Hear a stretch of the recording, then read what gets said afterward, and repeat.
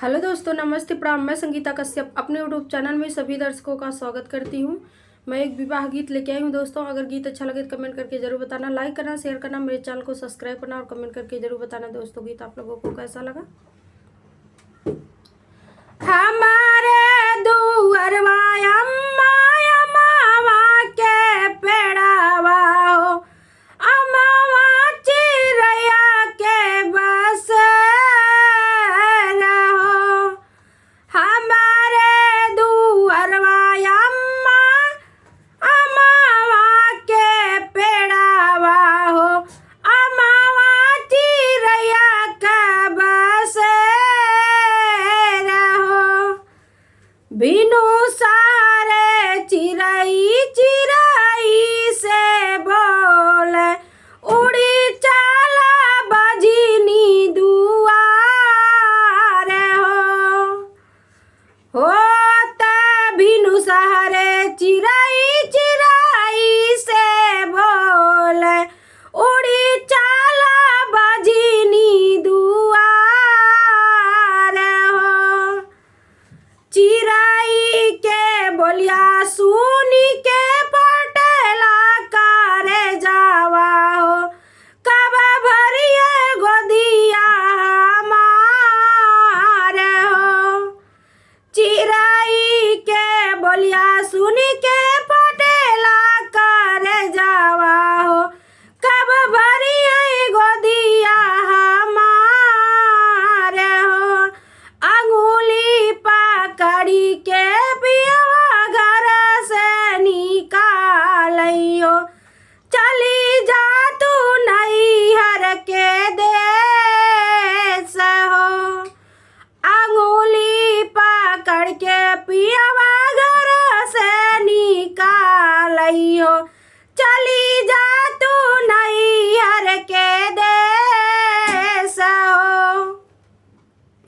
सोचिया के मारी अम्मा घर से निकली गए, चली गए गंगा जी के तीर हो।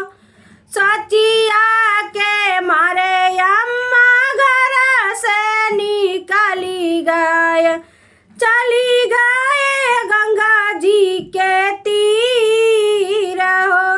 सोचे कि दई देव गंगा जी में जनावा हो, सुखी गई गंगा जी के तीर हो। सोचली कि दई देव गंगा जी में जनावा हो, सुखी गए गंगा जी के तीर हो। घुमाते घूमते बाजिन जंगल में गईली हो, जहाँ बैठे बाटे भूखा शेर हो। घुमाते घूमते बाजिन जंगल में गईली हो, जहाँ बैठे बाटे भूखा शेर हो। बाजिनी के देखते सरवा मुहावा जे फेरई हो, जैसे भारा बटे उनकर पेट हो। बाजिनी के देखते सरवा मुहा जे फेरई हो, जैसे भारा बटे उनकर पेट हो। अब रहा बेटी तू ही अम्मा जी के संगवा हो, जिनी जाऊ पियावा के देश हो। अब रहा बेटी तू ही अम्मा जी के संगवा हो, जिनी जाऊ पियावा के देश हो।